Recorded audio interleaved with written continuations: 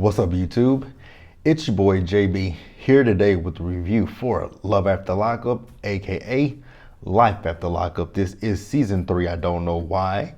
This is season 3, episode 9. Again, like I said, I don't know why.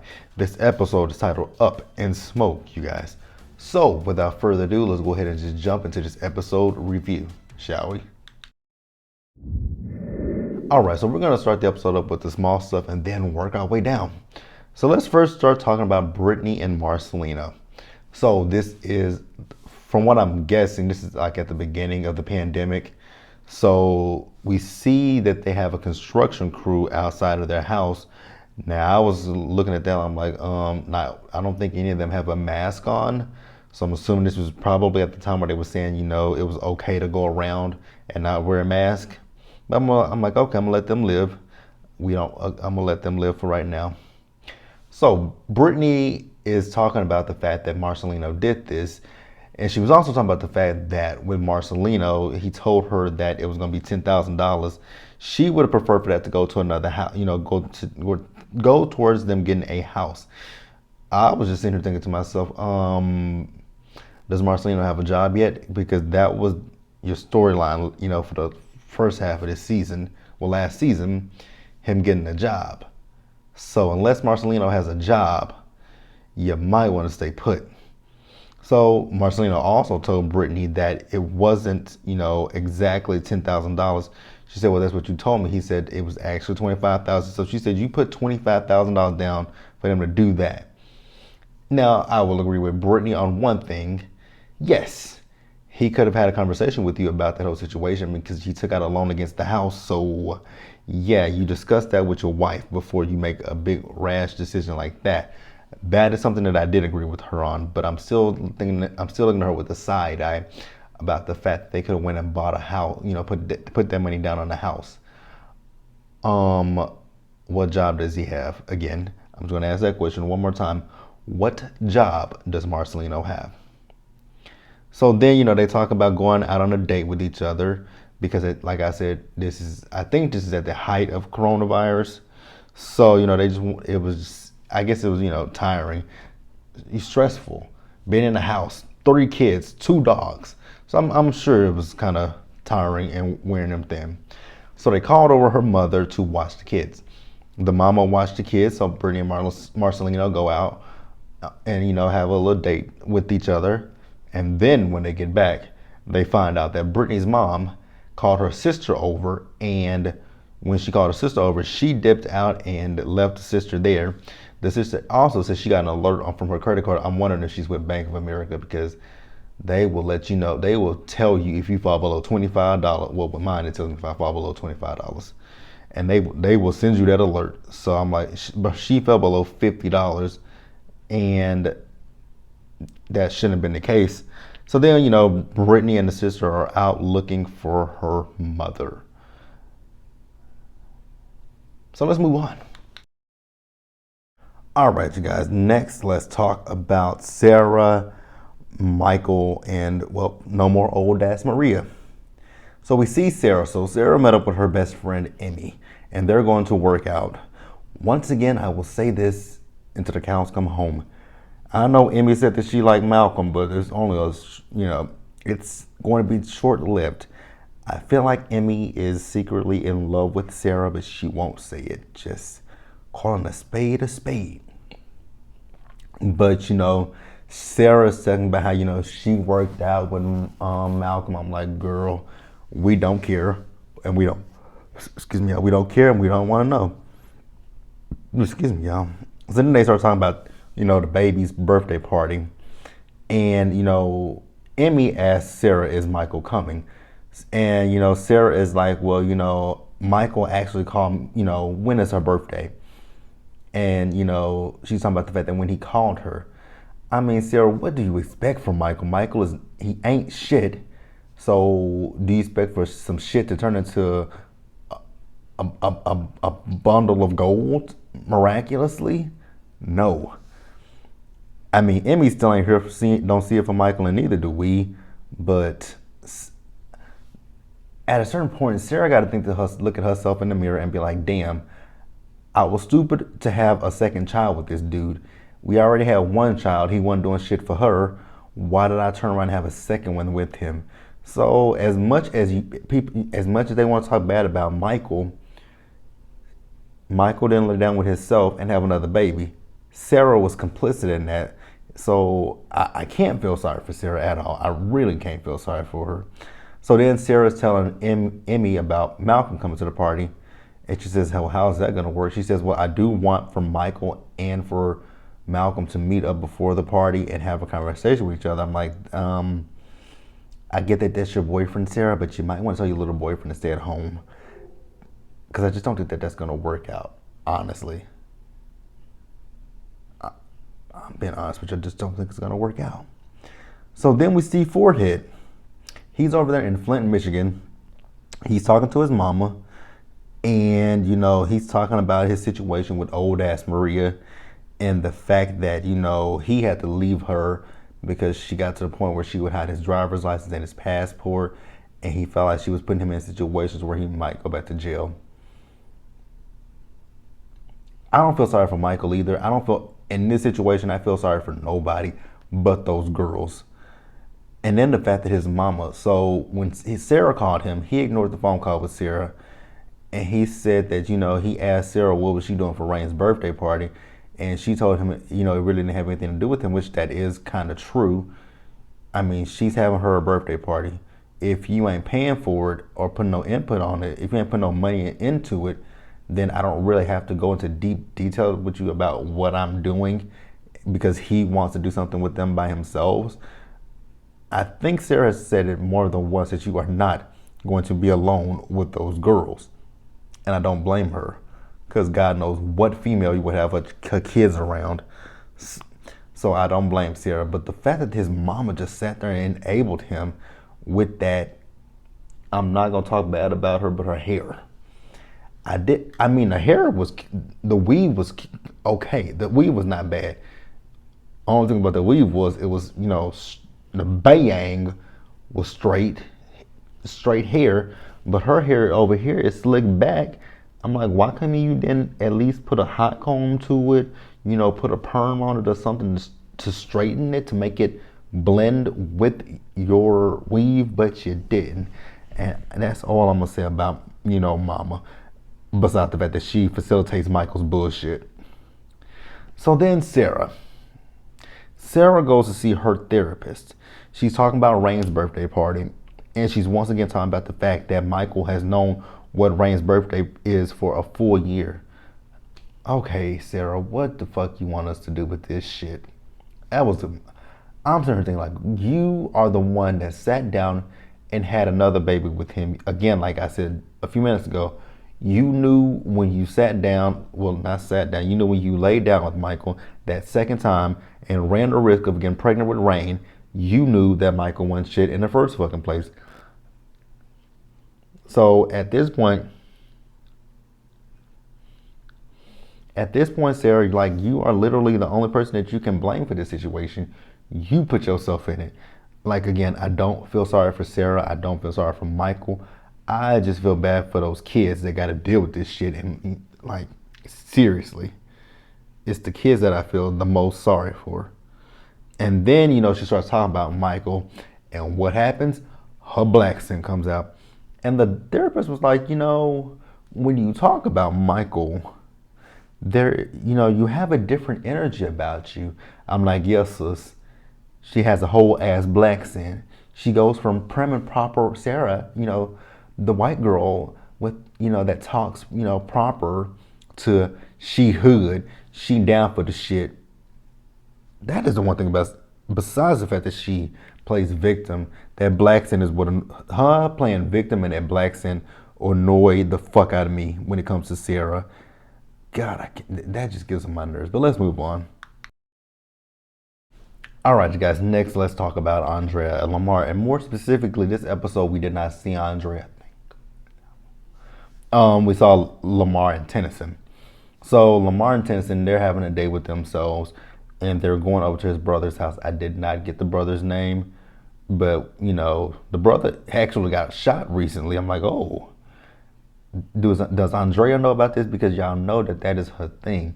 She feels like no matter where black people go in California, you're gonna get shot, which is so fucking stupid to me. You can get shot anywhere, anywhere, even her lovely Utah. I don't know what she loves about Utah so much, and I still don't understand why she's a Mormon. I can't understand why a black woman is a Mormon. She must really think she's white. So, like I said, they're at the brother's house. And, I do like the fact that, Lamar is trying to expose, especially Tennyson, who's a young black boy, trying to expose him to more black people, get him comfortable with it and, get him away from the. Like, that's really what it is for me. Get him away from that environment. Bring him around people that look like him, might not act like him, but look like him, can share some of their experiences with him, good, bad, indifferent, and just give him what his mother has not given him. Because I can't imagine it. I feel like Andrea buries her head in the sand. Like, I'm pretty sure she doesn't support Black Lives Matter. I'm pretty sure I can't say that. That is what I feel. I feel like she's an all lives matter person. She might not be. I don't know, but just from what she's been portraying on this show, I can't expect her to be anything other than an all lives matter person. Which, yes, they do, but we've discussed that plenty of times before, and I'm not going to discuss it again. But I like the fact that Lamar took Tennyson around his brother. I did enjoy that.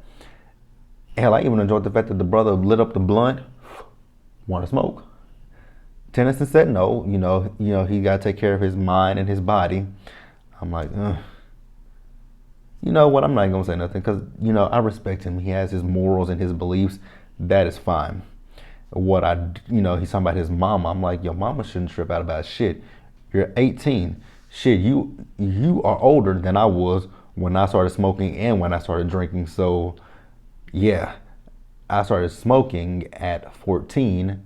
I had my first blunt at 14. I had my first drink of alcohol at 17. So, yeah, you're doing a lot better than I am. Just saying. And I didn't tell my mama. When did my mom find out? Now, drinking, she knew about that for a long time. My mama knew I was drinking before I turned 21. Because when she first finally figured it out that I was that I was underage drinking, I think I was 19 at the time. Because she found a bottle in my car. She's like, boy, you need to be careful. She says, I hope you wasn't drinking and driving. I was like, I really wasn't. It was me and my friends, and I stayed at my friend's house until I sobered up. So, didn't drink and drive. She said, but you need to be careful when you do that. And then she didn't find out that I smoked until I was, I want to say I was 25 when I told her, 25 or 26 when I told her that I smoked. And she's like, you smoke? I'm like, yep. She's like, and you never said anything. I said, nope. I never want to say anything to you because my mom was a substance abuse counselor, so I couldn't sit there and have a conversation with her because we had conversations for years about drugs and alcohol, mostly drugs. She always told me to say no to drugs. I'm like, you don't have to worry about that. And then she'd also say, don't start one because then it could lead you to you doing the other ones. I was like, and at this time when we have that discussion about leading to other ones, I'm like, girl, I'm already smoking weed. It ain't led me to doing crack, heroin, none of that shit because I see what it does to people and it just ain't for me. No judgment to anybody who does it. It just ain't for this guy right here. He's not gonna do it. He ain't gonna do it. So then we saw a scene where Tennyson and Nala were talking. She was talking about the fact that they went to the drugstore and Andrea had a conversation in the drugstore with people around talking about the birds and the bees, and he told her about the whole situation with Lamar and his brother, how Lamar actually told his brother not to do that. And Nala was like, well, you might want to tell mama that. I'm like, you might not want to tell. even if he tells her, like I said, Tennyson is 18, so what is she gonna, I mean, well, she is gonna freak out, but get Andrea, grow the fuck up. It's sad that those kids got more sense than Andrea. Let's move on, you guys. All right, guys, so we're gonna save the best for last. So we're gonna go for it with Lacey and Shane with no Jean at all. So it's been 3 months since, Lacey and Shane, they met up on the boardwalk. And, Shane has been back in the house since, and he hasn't left, and things are really good. And I just want to keep my family together. So then, the kids come in. She says, so we're gonna make a cake tonight. And I was looking like, yeah, so y'all making a box cake? No shade to people who make box cakes. I just ain't one of the people who like box food. I like my shit to be, from scratch. But no shade to people who do it. For real, no shade to people who do it. So Lacey like goes into her room, and her friend, I think her name was Miranda, she called her. She's now when Lacey sat down on that bed, and actually when Lacey was in the kitchen, I was looking at Lacey's stomach and her ass, most of her stomach, because her stomach looked like it was in a, like a pregnant woman's stomach, but that's neither here nor there. So Lacey's friend is an essential worker, and she's like, you are so lucky to be an essential worker because you're not stuck at home. And I was just sitting there thinking to myself, like, if this was at the beginning of the pandemic, I don't even think essential workers were like really, really, really, really.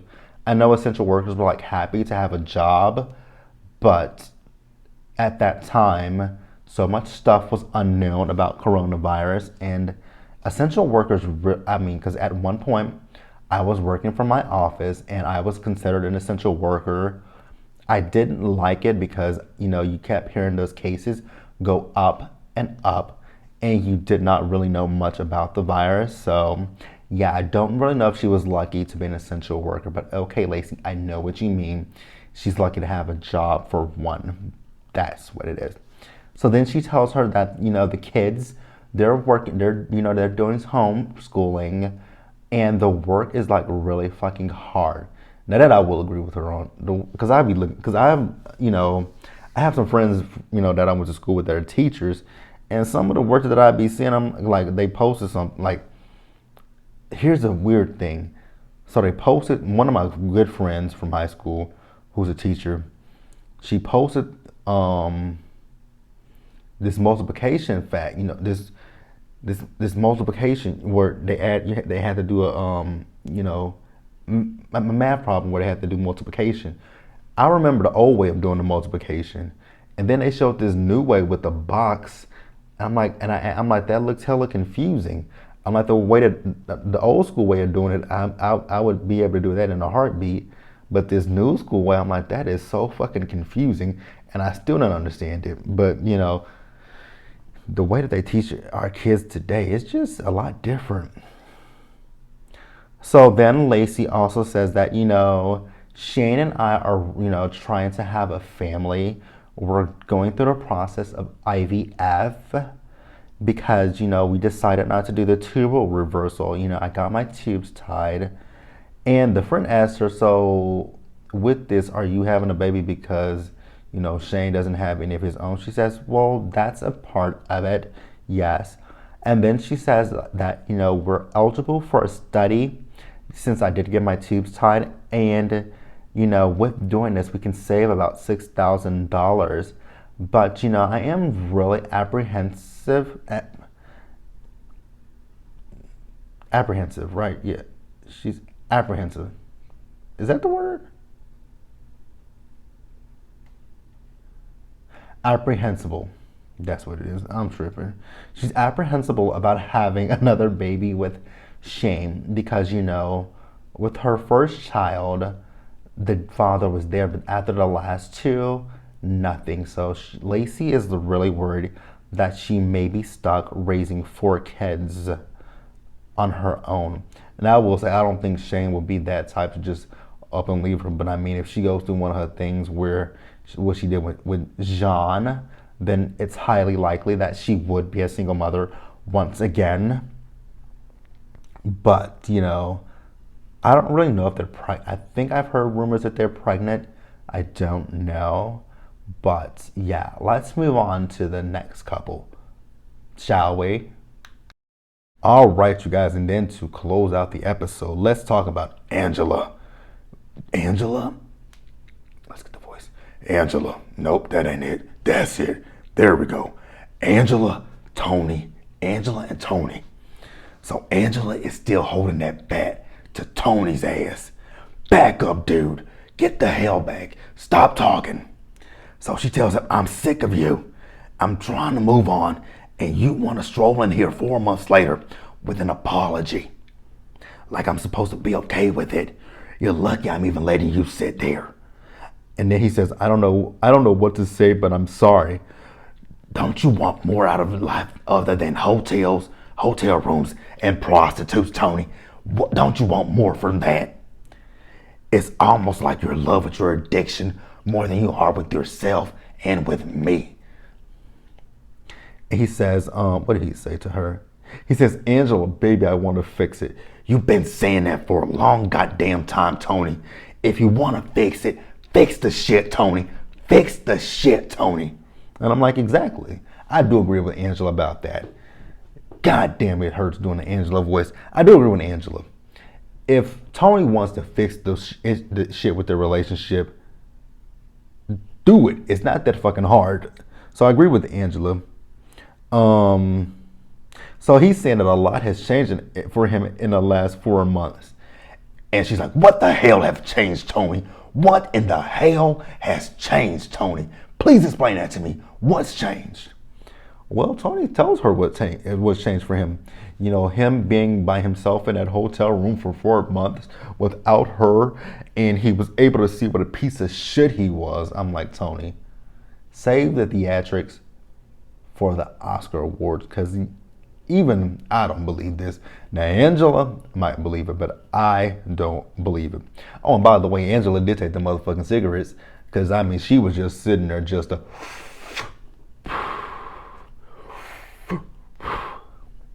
One more thing, WeTV. I don't know how many times I gotta ask y'all, stop zooming in on Angela's face.